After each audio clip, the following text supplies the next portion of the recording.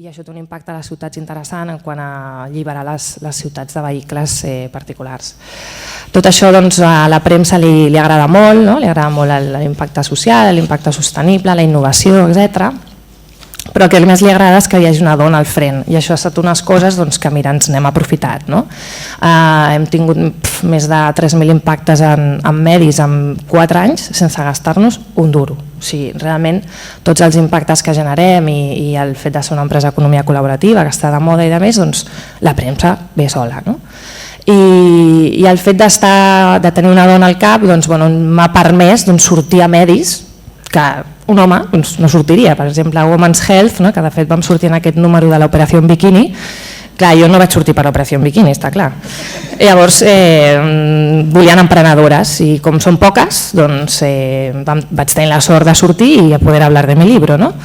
I penso, home, un home per sortir al Men's Health, un emprenedor ho té més complicat perquè no és una cosa tan exclusiva, tan diferent, com que n'hi ha molts, suposo que parlen d'altres coses, però com a emprenedores són poques, mira, em permet sortir a l'esport, sense jugar a futbol, permet sortir a Women's Health i no sé, vam sortir un programa d'emprenedors a Televisió Espanyola, Sincronizados, que el que més els va agradar és que estava embarassadíssima del meu tercer fill.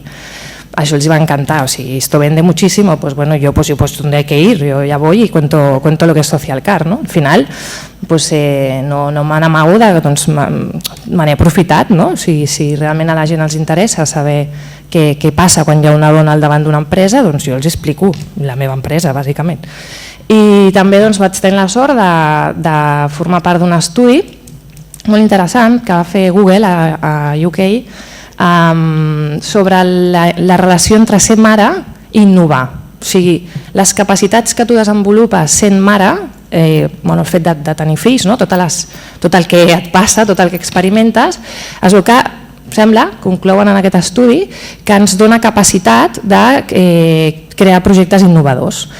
Eren 25 dones de tot el món, de diferents països. El curiós és que jo era l'única que tenia una empresa d'internet, vull dir que de vegades les coses no van lligades. Però me'n vaig anar a Anglaterra, vaig presentar el meu projecte a Google, mira, por ser mujer, dius, pues también está muy bien. Reptes, evidentment, si està molt bé ser una dona, té avantatges, doncs mira, ets més mediàtica, però 1, 2 i 3. Llavors tenim aquesta responsabilitat a sobre de vamos a llegar a todo, tinc 3 fills, tinc una empresa, què faig? Això jo ho vaig a fer tot i és horrorós. Una mica la manera que jo m'ho he gestionat és, sobretot tinc una norma que és emplear el temps en allò que t'aporta valor. Aleshores, què és el que he eliminat de la meva vida? Doncs el temps en desplaçaments. O sigui, visc davant de l'escola i treballo al costat de casa. O sigui, tardo 3 minuts en desplaçar-me d'un lloc a l'altre. És una mica trist perquè visc en un radi de 100 metres quadrats, però em permet, si em truquen de l'escola que tinc un fill malalt, vaig a buscar-lo. O sigui, és bastant pràctic. És bastant pràctic i et permet arribar una mica a tot. Què passa que vulguem arribar a tot no és 100% recomanable, perquè de vegades poden passar coses com l'any passat, justament quan acabàvem de fer la nostra primera ronda de finançament, el model de Social Car estava aprovat, ens veiem superpreparats per fer créixer això i fer-ho molt gran. Vam tancar una ronda de finançament el mes de març amb inversors, tot molt bé, molt contents, i als 10 dies em diuen que el meu fill mitjà té càncer. Aleshores dius, i ara què fas? Si acabes de tancar una operació, et ve al davant un any important i de molta feina, però clar, no puc, no arribo, llegamos a todo. Aleshores me n'adono que al costat tinc una persona, que és el meu marit, que també és el pare del meu fill, que ens hem de repartir la feina. I hem de treure'ns aquesta mentalitat de yo soy la madre y la madre es la única que sabe dar dalsis, aperietales, o és la única que corre quan el nen està malalt. Doncs no és així. Jo no podia agafar-me una baixa, normalment les mares són les que es demanen les baixes, tu vas a l'hospital i tots són mares, doncs en el nostre cas hi havia la mare i el pare, de fet el meu marit era el papà, o sigui, hoy no viene el papá, hoy no viene el papá, digo, no, hoy viene la mamá, porque también tiene mamá el niño, però bueno, ens hem sortit, hem anat tot bé i ho hem pogut fer, o sigui, es pot fer. Pots ser mare, pots portar una empresa, pots enfrontar-te al repte més gran de la teva vida, que és que un fill teu es posi malalt, i seguir endavant. O sigui, simplement és tenir les coses molt clares i no tenir por. No tenir por perquè al final el que jo he descobert és que la por, sobretot en les dones, tenim molta por per la responsabilitat que ens posem a sobre en tot. Doncs la crees tu, o sigui, al final és dir, bueno, doncs no tinc por, tiro endavant, tinc una empresa, la tiraré endavant, tinc una família, la tiraré endavant i tinc ajuda. Moltes vegades ens costa molt demanar ajuda o pensar que els que estan al costat no estan capacitats per ajudar-nos, i sí que ho estan, o sigui, són igual de capaços que nosaltres. Per tant, com a així una mica recomanacions, perquè jo no tinc la potestat de recomanar res, però penso que hauríem de superar el victimisme i les limitacions socials. Quan vaig estar precisament a Londres presentant Social Care, amb aquest fòrum de mares emprenedores, hi havia moltes mares que es queixaven, doncs clar, és que la maternitat, és que jo vull muntar una empresa, però tinc... A veure, si segueixes amb aquest discurs no faràs res, o sigui, simplement oblida't d'aquest tema i tirar endavant i ja està, vull dir, deixa de ser una víctima, si ens agrada ser víctimes de vegades. Sobretot concentrar-nos en les nostres capacitats, perquè el que som, independentment del gènere, som persones amb unes capacitats, amb unes habilitats, amb unes aptituds, i el que hem de fer és concentrar-nos en això i tirar endavant. I aprofitar doncs en el nostre cas als medis els agrada que jo estigui al davant, doncs escolta, és una oportunitat per sortir a tot arreu sense cost, doncs perfecte, vull dir, saber-les veure i aprofitar-les. I ja està, bàsicament això és el que us puc explicar de la meva experiència.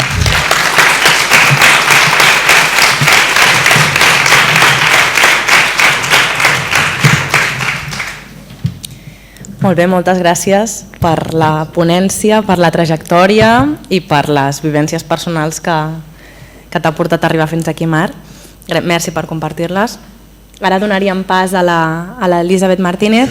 L'Elisabet és directora, la Eli, és directora de l'acceleradora Connector i és el següent pas, el següent perfil que intervé en l'etapa de creació d'una empresa. Primer la creem i després busquem una mica el suport d'una gran entitat com pot ser Connector, amb grans professionals de darrere, que és la ponència que ara ens explicarà a continuació. Eli, benvinguda. Gràcies. Ara, gràcies. Podem posar... Aquesta. Jo també he estat treballant des dels 18 anys. El primer que vaig fer com a feina va ser tancar l'empresa del meu pare. Sí, bueno, aquestes coses passen. Llavors vaig anar a una multinacional a treballar en un tema supertecnològic, tècnic, també evidentment tot homes, molt bé. Que passa que van tenir que escollir-me a mi com a directora del sud d'Europa. Jo portava Portugal, portava Espanya, portava Itàlia, portava Grècia i reportava a Holanda. Llavors jo estava sola aquí i els meus jefes estaven tots a Holanda, amb la qual cosa la mar de bé. Vull dir, bé, el problema era quan anava allà, que tots eren armaris així d'alts i jo allà tenia que saltar per mirar-me al mirall, però bueno, bé. Jo allà em vaig quedar embarassada en aquella època també i allà a Holanda tenen una política molt diferent que la que tenim aquí a Espanya. Llavors a les 5 el que continua la feina és que és curt de feina. O sigui, allà no hi ha excuses. Si tu a les 5 estàs a la feina és que ets curt de feina. Bé, això els hi comporta que poden anar a casa, poden sopar i poden acompanyar els nens després de sopar a fer esport, és el que fan allà, ho fan després de sopar.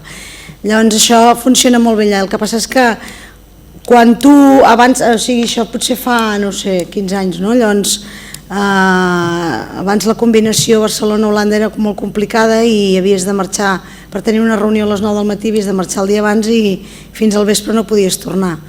Llavors jo me'n recordo que vaig anar super embarassada, que no sabia si em deixarien volar i tot, i em vaig trobar això amb l'armari que em deia que havia de decidir entre ser directora del sud d'Europa o mare, esclar. I allà dic, no puc triar, és que sóc les dues coses. Clar, allà a Holanda tenen unes polítiques molt diferents a les que tenim aquí, llavors aquí et trobes amb un xoque que dius, ostres, no... ho faré tot, allà no, allà pleguen l'Estat paga perquè les mares siguin mares i puguin treballar tranquil·lament i es puguin reincorporar a la feina amb horaris de 4 hores i unes pel matí, unes per la tarda, però bueno, s'ho combinen la mar de bé, no? Aquí encara ens falta, jo crec, moltíssim per arribar aquí, no? Llavors, bueno, dintre de la gent que pot estar dirigint empreses, probablement aquesta seria una de les coses que es poden fer, no? Per millorar ja no la vida de les dones, sinó la vida familiar, perquè si no, és que algú ha de tenir els nens, i algú, és que no hi ha més, no? Vull dir, ara per ara encara jo no he vist màquines que ho puguin fer, llavors... I tampoc és la gràcia. Bueno, jo ara estic treballant en una acceleradora, soc la directora, i us explicaré què és una acceleradora de startups. Les startups són empreses d'internet i són empreses normals, com totes les empreses, que les porta gent. Que passa que el seu canal de venda principal és internet. Hi ha moltes que combinen canal offline i canal online. Socialcar podria haver sigut una empresa perfectament accelerada Connector i us aniré explicant què és una acceleradora. Nosaltres agafem grups o projectes d'internet que estan en un sector tecnològic, no poden ser empreses que no tinguin una venda online, encara que sigui vendre sabates online, és igual. Tot el que no sigui això no pot entrar. Entren en un període de temps entre 4 i 6 mesos, depenent de les acceleradores, i el que es busca és tota una sèrie d'ajudes per tirar endavant molt ràpid, per poder arribar als seus mercats molt més ràpid. El que busquem són el que se'n diu una fase seed, que són empreses que no són una idea, sinó que ja tenen un prototip per llançar-lo al mercat, començar a vendre. Quan un grup és que té una idea, diríem que van millor a preacceleradores. Amb una acceleradora el que es fa és potenciar aquesta venda i l'adquisició d'usuaris o de clients. En una fase anterior el que es fa és intentar de buscar el model de negoci que sigui ideal per cada un dels projectes. Els equips han de tenir com a mínim 2 persones, com a mínim una a full time, si no, per experiència no funciona. Un projecte que no tingui una persona dedicada exclusivament a aquell projecte segur que no funciona, per molta voluntat que es posi no va. Llavors aquí tenim els socis de Connector que en el món d'internet alguns d'aquests són molt coneguts, ja veieu l'estructura, jo també sóc l'única dona a la meva empresa, però bueno. Tenim com a soci principal el Carlos Blanco, que va ser nombrat millor emprenedor i millor business angel, després us explicaré el que és un business angel si cas, d'Espanya. Llavors tenim el Miguel Vicente i el Gerard Oliver, que són un d'ells fundador de Let's Bonus i els dos són fundadors de Wallapop, no sé si heu sentit. Ells dos tenen probablement la incubadora més potent d'Espanya en aquests moments. Una incubadora, us explico un moment una diferència entre incubadora i acceleradora, que molta gent no sap el que és. Una incubadora és, jo soc la gallina, tinc els meus pollets, els escalfo, els faig créixer i quan han crescut volen. Això què vol dir? Jo tinc una idea de negoci, em busco aquesta persona que m'ho portarà, em busco aquest tècnic que m'ho programarà i em busco aquest de màrqueting que m'ho vendrà. Però l'empresa és meva, tinc el 70% del percentatge de l'equity i l'equip directiu té el 30% restant. Una acceleradora el que fa és un grup que ve de fora amb la seva idea, amb el seu equip, jo la passo per la meva acceleradora per fer-la créixer, però només agafo un percentatge entre un 5 i un 8%. És la diferència bàsica. Molta gent ho confon i com que les paraules estan de moda tothom et diu incubadora o acceleradora, però realment no és gens el mateix. Ells, doncs, el Miguel i el Gerard tenen la incubadora més potent actualment d'Espanya, fent el que se'n diuen copycats, que són còpies de projectes que funcionen a tot el món. Tenen molta gent estudiant quins són les millors idees, els millors mercats, les millors solucions per poder-ho adaptar al mercat espanyol i d'aquí créixer cap a tot el món. Perquè l'important, com sempre es diu, no és la idea, sinó és l'execució. Es pot fer millor. Llavors, tenim també el Marc Vidal, que és un speaker internacional, economista, que està tot el dia mirant què és això de la quarta revolució industrial que parlàvem abans esmorzant. El Xavier Verdaguer, que és un elemento d'idees que té uns projectes superdisruptius, i aquest va abans de l'acceleradora i la preacceleradora i de la idea. El que fa és agafa empreses i diu, va, quins reptes teniu, anem a veure si els podem solucionar tecnològicament,